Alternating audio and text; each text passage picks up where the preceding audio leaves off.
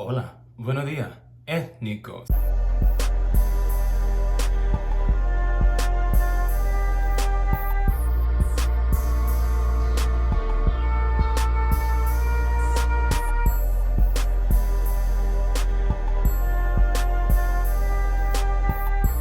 Because I do what I like to do. Yes, I do.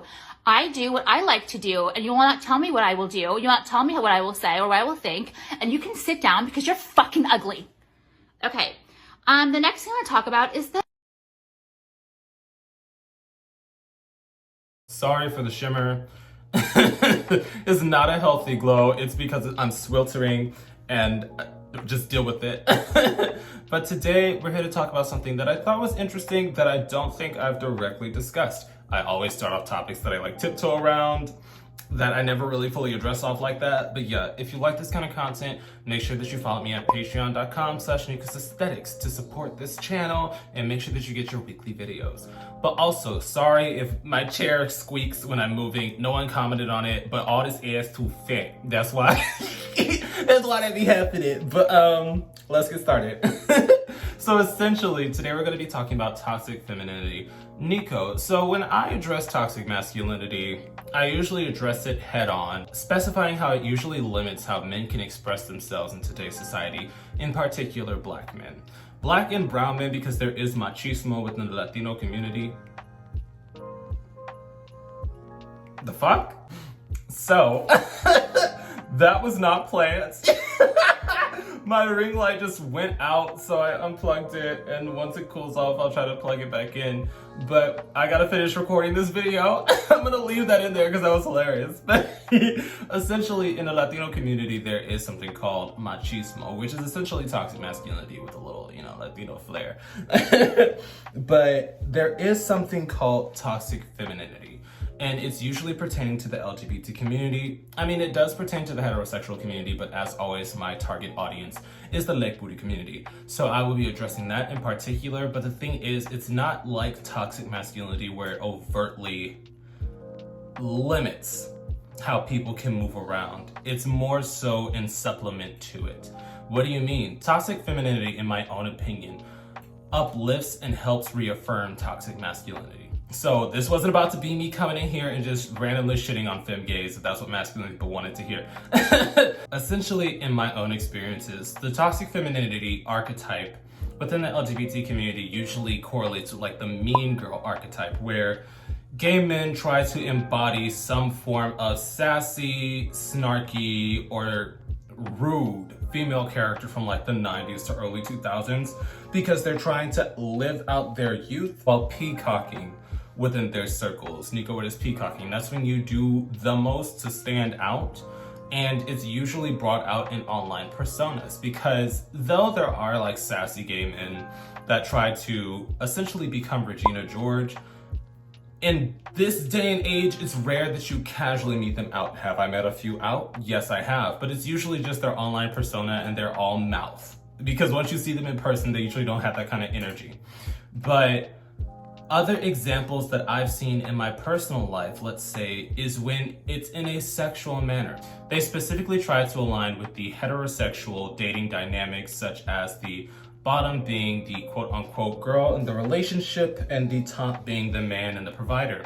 In my own experiences, I've been in situations where bottoms say, I don't eat ass and I don't like for my tops to suck peen. Nico, that's an issue because he followed up by saying, I don't like for my tops to suck peen, he didn't say that word, because it is not masculine. It's very feminine, and I don't want that in my top. Nico, you were topping somebody that was anti-fem? Look at me. Look at me. Like I said, my personality is pretty metro, and I'm very open about embracing my femininity, but it's usually because I'm tall and muscular that people just don't expect it outright. I've been in situations where if you perform certain foreplay, if you perform certain sexual acts, such as bottoming. We saw the backlash with Kyle Levine, where he bottomed and suddenly all the bottoms who had this daddy top fantasy about him basically discarded him and said that he's one of the girls. He is one of the girls, but it wasn't because he bottomed. That's the thing. I found out that Kai Levine was one of the girls when he was on Big O shouting in a higher octave against like ATLT and those other bitches. But never did I shame him for bottoming, because a lot of tops, though they hate to admit it because there is bottom shaming within the community, not only from tops, because we'll get onto it. A lot of tops actually try bottoming and they figure out, oh, it's not for me just because it's uncomfortable. It's it's a lot of delicate care afterwards. Nico, listen, I've been through a situation. I refuse to bottom for most people anymore. It's an interesting thing to dissect because it usually follows the want to fit the heterosexual norms of relationship dynamics, such as the bottom being the woman and the top being the man and the provider. Because I've had situations where they refuse to eat ass as well because it just disgusts them, and they wouldn't do that for a top, and if a top asks them to do that, then they're secretly a bottom. And that doesn't make sense to me, because if you want somebody to eat your booty, why would you not eat somebody else's booty? But that's my mind frame. Maybe that's my versatility talking, because I'm one of those people, if you do it to me, I'm gonna do it to you. That kind of thing. So when we're discussing toxic femininity, it's always going to be in correlation with toxic masculinity, in my own opinion, just because it uplifts it rather than being its own standalone complex. So I hope this was the discussion that you were looking for, because that's my thing. When I say I embody both my masculinity and my femininity, I don't necessarily hang out with people that lean on the extreme in either circumstances. Yes, I have femme friends, yes, I have masc friends, but they're never to a toxic standpoint. But definitely drop your opinions down below. Do you believe that toxic femininity has the same implications that toxic masculinity does within our community, seeing as how they go in tandem and usually uplift each other?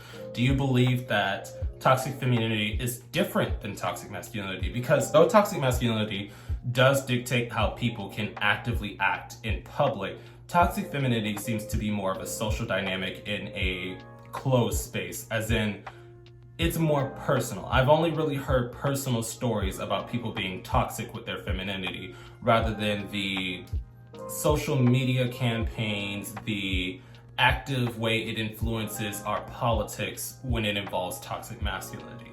But definitely drop your opinions down below. I'm sorry, my voice is starting to give out, but yeah.